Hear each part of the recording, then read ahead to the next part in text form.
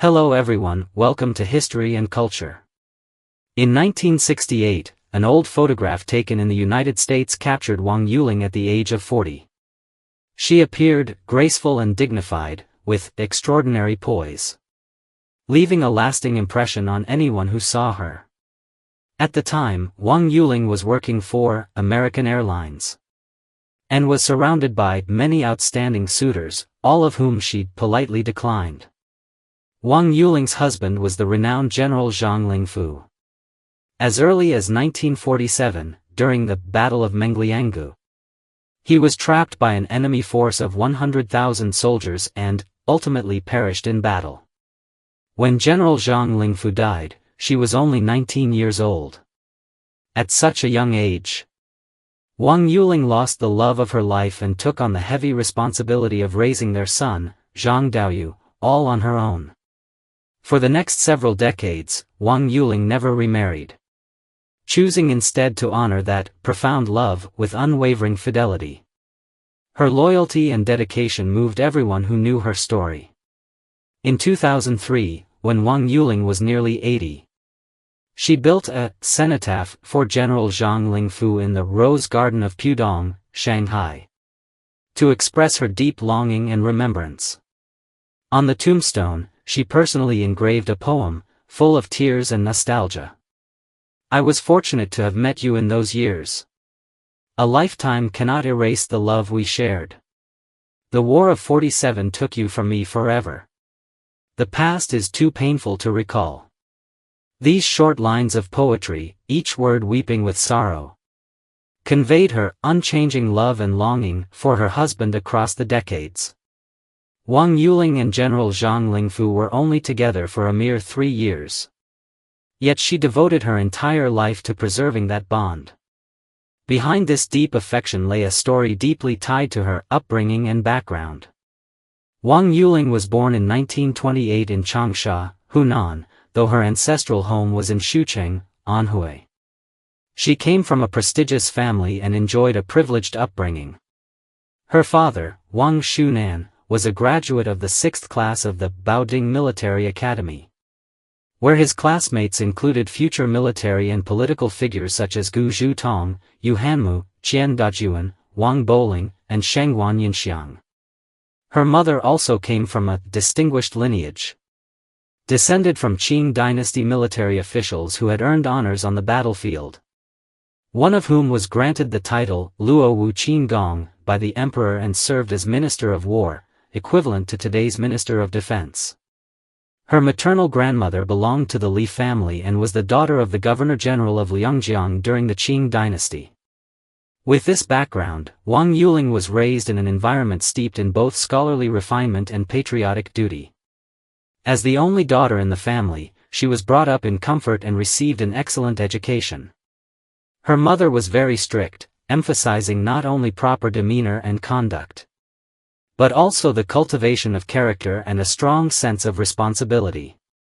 However, her happy childhood was short-lived. After her father passed away, the outbreak of the Japanese invasion forced Wang Yuling and her mother to flee from place to place, enduring tremendous hardship.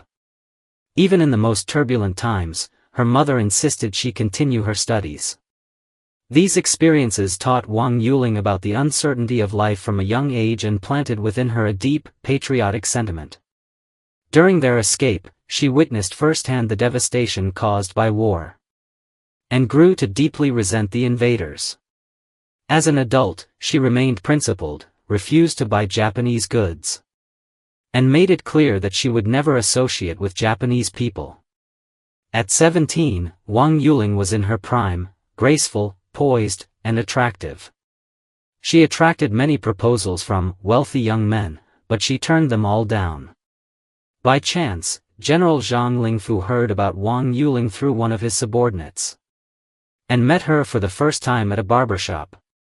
Wang Yuling had a cheerful personality and spoke naturally, and her sincerity and liveliness made General Zhang fall for her at first sight.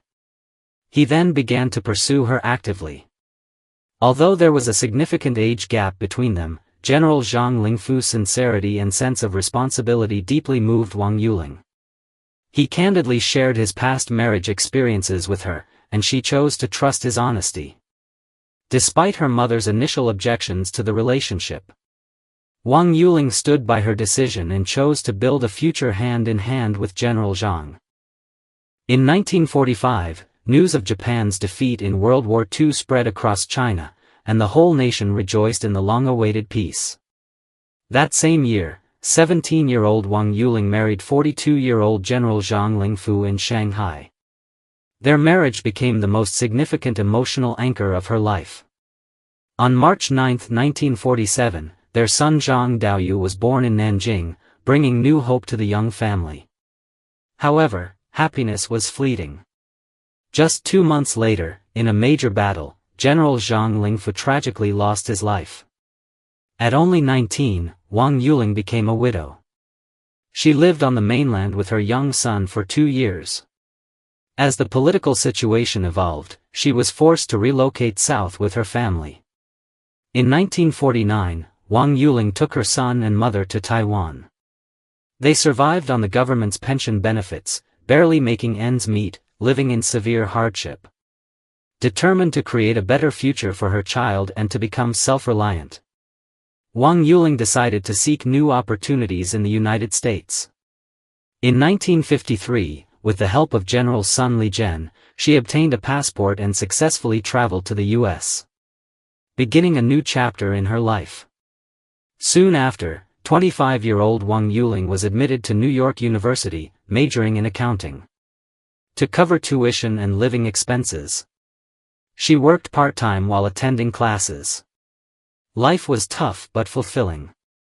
With resilience and determination, Wang Yuling persevered for 4 years, and eventually graduated with excellent grades. After graduation, she worked as an accountant at Roosevelt Hospital in New York for 2 years. She then moved on to work at a 5-star hotel for 3 more years. Finally, she joined American Airlines, where she worked for 21 years until her retirement.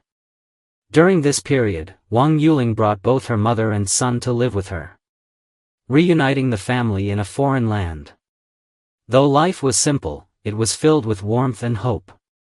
However, emotionally, Wang Yuling never let go of the past. She never considered remarriage, keeping in her heart the man who had sacrificed everything for her, General Zhang Lingfu. In 1974, Wang Yuling was invited by the Chinese government to return to the mainland for the first time. She visited many places, and the sights and sounds along the way left her deeply moved. Despite having lived overseas for many years, her longing for her homeland never faded. This journey fulfilled a long-cherished wish of hers. In 2005, Wang Yuling and her son Zhang Daoyu relocated to Shanghai. News of their move prompted many old friends to visit her. In 2007, she was invited to Mengliangu, the final stronghold of General Zhang Lingfu. Standing in front of the cave where her husband had last stayed, Wang Yuling was overwhelmed with emotion and memories. She said with heartfelt sorrow, "What saddens me most is not his passing, but that I wasn't by his side during his most difficult and lonely moments." At first, Wang Yuling was surprised by the invitation to visit Mengliangu. After all, in that fateful battle, General Su Yu had been General Zhang's opponent. Su Yu's son initially worried that she might feel uneasy, but she responded calmly, "There's no issue. My husband was a soldier. There's no room for personal feelings on the battlefield." Before leaving, she looked at the cave and joked, "Why not save a spot for me too?" That light-hearted remark revealed the deep love and tenderness she still held in her heart. In her later years, Wang Yuling settled in Shanghai. Whenever someone mentioned General Zhang Lingfu, she couldn't help but tear up, overcome with emotion. On the night of October 9, 2021, at 10:30 p.m., Wang Yuling passed away peacefully at her home in Shanghai at the age of 94. Her life came to a quiet and serene end. Her ashes were buried at the Rose Garden Cemetery in Shanghai. Throughout her life, Wang Yuling exemplified resilience, independence, and a strong sense of duty. She upheld an entire family through her own efforts. preserved her husband's honor and memory through her actions, and navigated the tides of history with wisdom and courage. On the stage of life, she left behind a warm and unwavering presence. Wang Yuling's life was a true reflection of female strength, a profound testament to loyalty, perseverance, and responsibility. This is the History and Culture channel. Liking and subscribing are the greatest help and support to us. Thank you everyone, and see you in the next time.